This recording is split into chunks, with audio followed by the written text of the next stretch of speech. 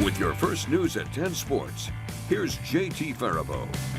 Even though it's only in its second year, the Missouri River Classic is arguably one of the state's best competitions in golf. Held at Riverwood Golf Course in Bismarck, the tournament invites all the best golfers from across the state. And today was day 2 of the competition. We're going to pick things up on hole number 12, where on the par 4, Garrett Geis will hit the flagpole that almost drops in. That's from way out on his second shot. He'd have to settle for par after 2-putting. Here's Nate Vardy. He was trailing by 5 strokes heading into the second round. He'd hit 4 straight birdies to move into the top spot. And how about that shot there on hole number 13? Lands right on the green, sets up the putt there. He'd pick up another birdie as he charges up the leaderboard. The coolest part of this tournament is that golfers of a wide variety in ages and backgrounds get the chance to compete against one another. That's Riker Landers. He's a rising senior at St. Mary's. He puts his tee shot from this par 3 on the green just a few yards away from the cup. He'd go on to 2-putt for this one on hole number 14. Your winner of this tournament would be Nate Vardy. He has a fantastic day, charging all the way up the leaderboard. He finished yesterday in 3rd or 4th, I believe. Garrett Geis and Justin Redding will finish tied for 2nd at 3 strokes above par. Local high schoolers Quinn Schillingstad, Champ Heddick, and Riker Landers all cracked the top 10. Then the champion on the women's side also had the last name Vardy. That's Katie Vardy, who is your 2024 Missouri River Classic women's champion after finishing 3 strokes ahead of Cecilia Nelson in 2nd place. Now, nothing sparks a little controversy like unveiling a new jersey for a team. It's safe to say there were split opinions when the Minnesota Twins unveiled their new City Connect jerseys.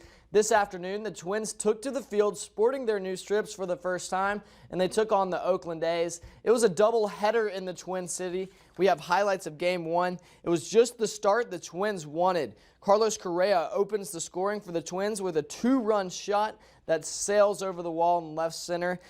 How about that for a quick 2-0 lead? The next batter was Royce Lewis. He sends this one the opposite way. That one reaches the bleachers. It's back-to-back home runs in the first inning as the Twins jump out to a quick 3-0 lead. Bottom of the 4th now, Carlos Correa up to bat again. He rips this ball to the left side, and it's 408 feet over the left field wall. How about a 4-0 Twins lead?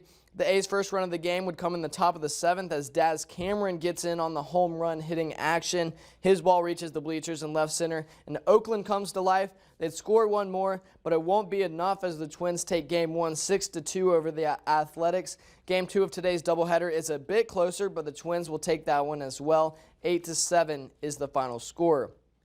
Coming into their 2-game series with the Wilmar Stingers, the Bismarck Larks had won 7 of their last 10 games, rocketing Bismarck's ball club into the top spot of the Great Plains West Division standings. A loss in Game 1 to the Stingers dropped the Larks down to 2nd place last night.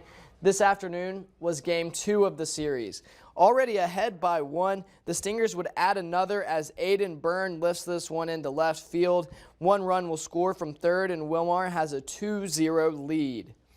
Top of the 3rd now with no outs and a runner on 2nd. Nico Sinise, he hits a ball into deep center field. It drops down. His base hit brings around Rhett Stokes as the visitors extend their lead to 3.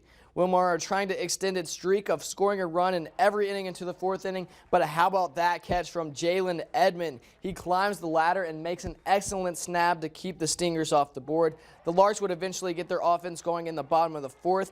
That's Edmond showing off his offensive abilities. He lines that ball to right. 2 Larks will score. Bismarck will tie it up at the end of the inning. They prove they can score some runs, but they don't outscore the Stingers again today. They lose 15-12. How about some other Northwoods League scores? Out in Dickinson, the Big Sticks defend their home turf. They beat the Minot Hot Tots 13-9 this afternoon. Hope you all have had an excellent weekend. We'll be right back.